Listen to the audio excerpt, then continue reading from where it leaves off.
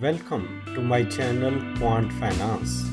In this learning, we are using date range input in our Positron IDE.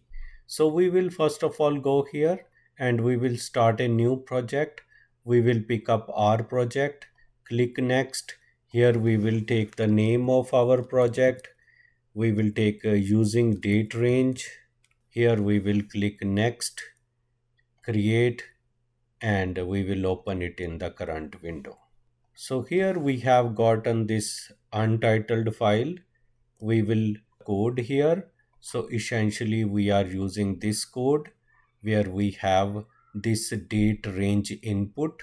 There are 3 lines of code here in the UI, and this date range input has this ID of date range, and then definitely select dates is something which is displayed, and system date minus 7 days, this is what is taken here.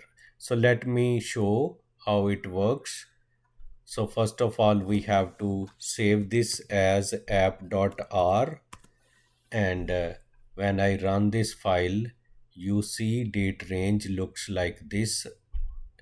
So we have two dates, and this is a current date for me at the time of recording, 17th of August, and minus 7 here in the code is about something that okay, we can select a range of dates between this and this, right?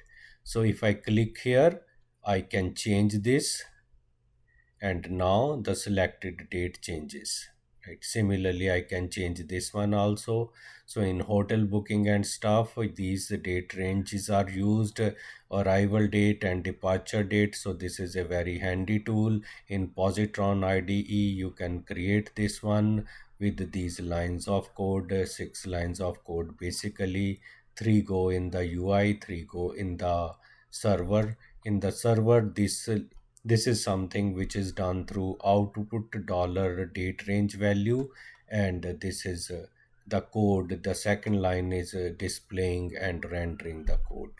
So this is quite easy, and you can use it in your application.